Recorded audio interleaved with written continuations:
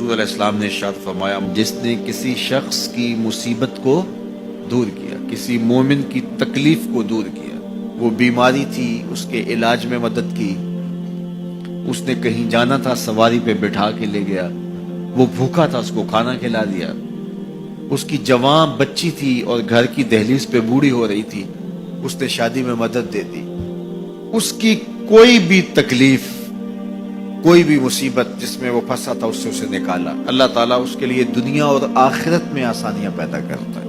اگر آپ یہ چاہیں کہ میری زندگی سہل گزرے تو لوگوں کی زندگیوں کو سوکھا کر دو۔ بعض اوقات ہمارے رویوں سے لوگ اوکے ہوتے ہیں۔ ایک بندہ مجھے کہنے لگا کہ بڑی پریشانیاں ہیں، تو میں نے کہا اللہ کی مخلوق کے لیے آسانیاں پیدا کرو۔ تو اس نے کہا میں تو کسی کو کوئی تکلیف نہیں دیتا۔ میں نے کہا کہ آپ کے گھر کے سامنے گلی کتنی چوڑی ہے؟ تو وہ کہنے لگا 12 فٹ کی گلی ہے۔ تو میں نے کہا کہ آپ نے جو تھڑا بنایا ہے وہ کتنا آپ نے بنایا؟ کہتا 3 سیڑھیاں۔ تو میں نے کہا کہ یہ اللہ کی مخلوق کو تکلیف نہیں ہے؟ 12 فٹ کی گلی ہے، لوگوں کی بیچاروں کی کبھی گاڑیاں بھی گزرتی ہیں، جنازے بھی گزرتے ہیں، اور تم نے 3 سیڑھیاں اس گلی کے اندر رکھی ہوئی ہیں اور تم سمجھتے ہو کہ میں کسی کو تکلیف نہیں دے رہا۔ تم لمحہ لمحہ اللہ کی مخلوق کو تکلیف دیتے ہو۔ میں گزرا ایک گلی سے تو اچانک لائٹ چلی گئی تو میرا گھٹنا زور سے ٹکرایا تو زخمی ہوا۔ کتنے دن زخمی نہیں، پرانی بات ہے۔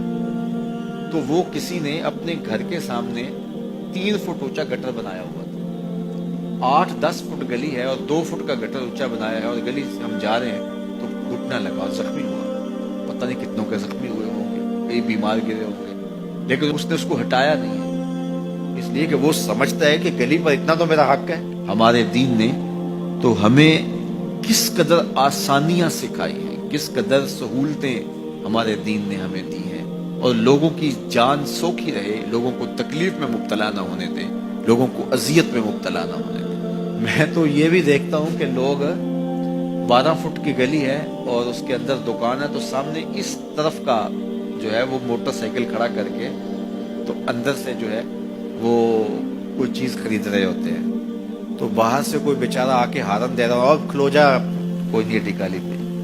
یعنی یہ بدتمیزی کی انتہا ہے، اور یہ ہمارے معاشرے کا المیہ ہے، لوگوں کے لیے اذیتیں پیدا کرنا، لوگوں کے لیے تکلیف پیدا کرنا، جبکہ ہمارے دین کی تعلیمات یہ ہیں کہ دوسروں کے لیے آسانیاں پیدا کرو، دوسروں کے لیے جو ہے وہ خیر پیدا کرو تو تمہارے لیے خیر پیدا ہو۔ تو اس لیے فرمایا گیا کہ جس نے کسی شخص کے لیے آسانی پیدا کی تو اس کے لیے بھی آسانی پیدا ہوگی، لیکن صرف دنیا پہ نہیں ہوگی بلکہ اس کے لیے اس کے بدلے میں آخرت میں بھی آسانی پیدا ہوگی۔